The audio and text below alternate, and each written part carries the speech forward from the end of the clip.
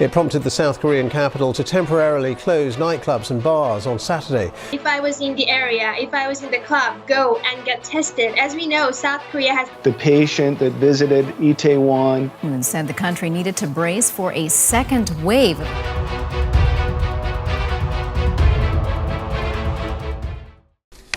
The South Korean president has warned of a second wave of the virus in his country. 34 new cases have been reported today. That's the highest daily number for a month. The small but growing outbreak largely emerged in an entertainment district of Seoul. It prompted the South Korean capital to temporarily close nightclubs and bars on Saturday. City officials have been tracking visitors to the area and urging them to self-isolate for 2 weeks. The president, Moon Jae-in, has urged the public to stay vigilant. 이번 유흥시설 집단 감염은 The infection cluster which recently occurred in entertainment facilities has raised awareness that, even during the stabilization phase, similar situations can arise again anytime and anywhere in an enclosed, crowded space. It's not over until it's over. While keeping enhanced alertness till the end, we must never lower our guard regarding epidemic prevention. Well, we can talk more about the situation in South Korea with our BBC Korea reporter in Seoul, Hyung-un Kim. And the president there saying we must never lower our guard, but it does seem that in this one district of Seoul, there has been a new wave of infections. Just tell us about that district and what is thought to have happened there.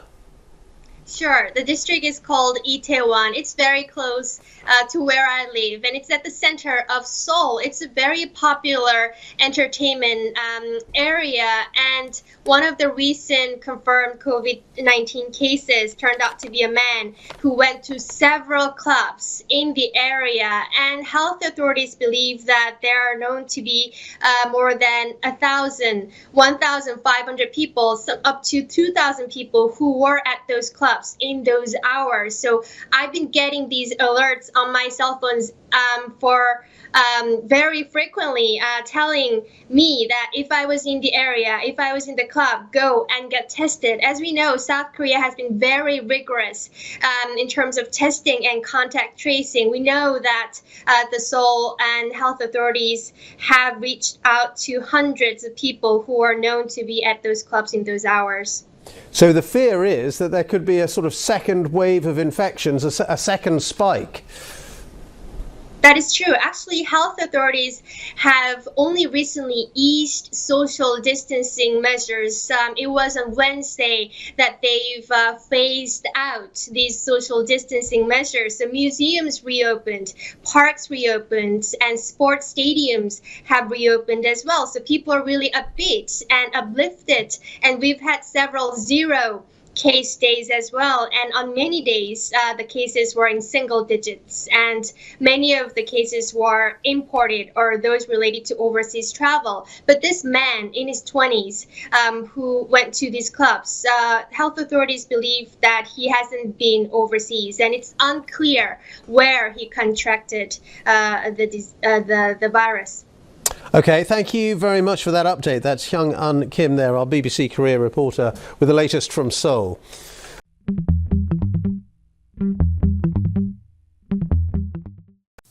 South Korea's President Moon Jae-in has urged people not to lower their guard in the battle against the coronavirus.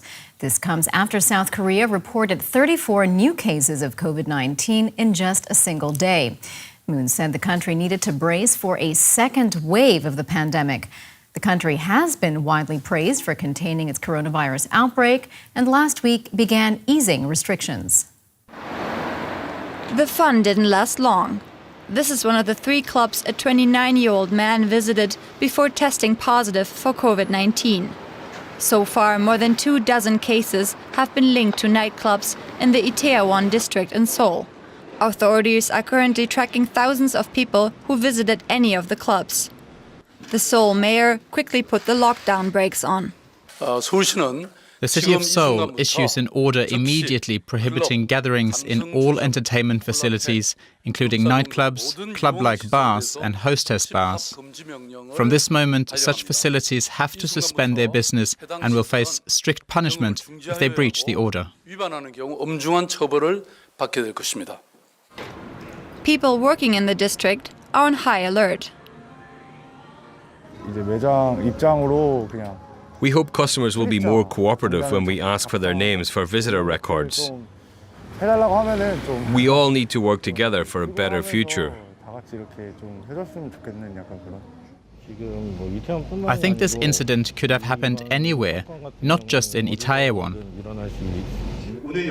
South Korean President Moon Jae-in is warning of a second wave of infections. 이번 유흥시설 집단 The infection cluster, which recently occurred in entertainment facilities, has raised awareness that even during the stabilization phase, similar situations can arise again anytime, anywhere in an enclosed, crowded space. It's not over until it's over. The new infections are a blow to South Korea's image as the role model in the fight against the coronavirus. And they could be a warning sign to other countries considering easing restrictions. And joining me now from Seoul is correspondent Frank Smith. Hello to you, Frank. Now, South Korea has been considered a role model in its handling of coronavirus. Now we're seeing this relapse. Did the easing of restrictions come too soon? I think that's really a very, very difficult question. We need to recognize a couple of things we know about the coronavirus, COVID-19. Number one, it's highly contagious.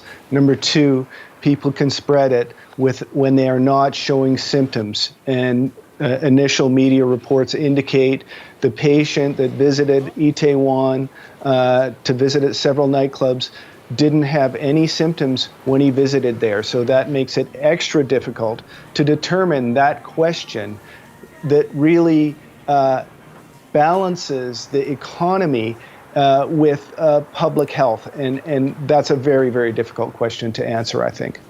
Well, we've heard from the president that a second wave of infections is a possibility.